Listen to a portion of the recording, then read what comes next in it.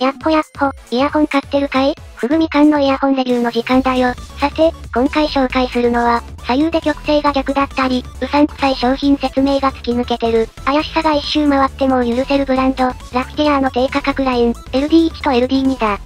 ラフティアーはハウジングの形状で型番を決めていて、LD シリーズにはこの他 LD3 があるんだけど、これはダイナミックドライバーが違うので別の動画で紹介したぞ。現在、ラフティアーのイヤホンは大まかに3つに分けられる、20磁気ダイナミックドライバーを採用したタイプ、20磁気ダイナミックドライバーに BA を組み合わせた、ハイブリッドタイプ、そして、この20磁気回路を採用しない、通常タイプの1ダイナミックドライバーだ。LD1 と LD2 は廉価タイプに相当するようで、不透明のプラ製フェイスプレートの絶妙なチープさが、最近金属プレートばっかりの界隈の中で逆に新鮮。しっかりとリケーブルにも対応していて、ラフに使える一本となっている、心臓部である、20磁気回路を搭載しない、通常型の 11mm ダイナミックドライバー、おそらく単域リステの関係で 11mm となっているが、内部的には 10mm とそう変わらないだろうダイナミックドライバーは、意外にも音色のバランスが良く、実用的な印象だ。外装も1ダイナミックドライバーを前提に設計された LD シリーズのものとなっているので、装着も違和感なく行える。付属のケーブルは LF4 などについてくる銀メッキタイプではなく、最近 KZ 系が採用しているものに近い、絡みにくく取り回しやすいケーブルとなっている。表面には溝が掘られていて、ここでも摩擦を下げる工夫が行われているな。逆位相については確認してないが、公式からアナウンスがないということは安心できない、ということだと思う。そもそも公式があるのかも怪しいが、フェイスプレートの質感は、CG よりもだいぶケバケバしいものになっているので、CG を信じて購入してイメージと違っても、諦めるくらいの勇気で購入する必要があるな。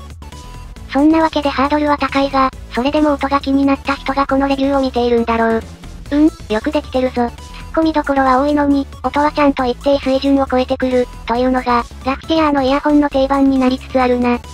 樹脂系素材の振動板を備えた1ダイナミックドライバー機だけど、高音域は眠くなりすぎず、柔らかすぎず、しっかりと聞こえる塩梅だ。中音域も問題なし、低音域もそこそこ出る。ただし、カーボンや金属系のコーティングを施されたイヤホンや、ハイブリッドほど高音は派手ではなく、低音側もちょうどいい、という塩梅だ。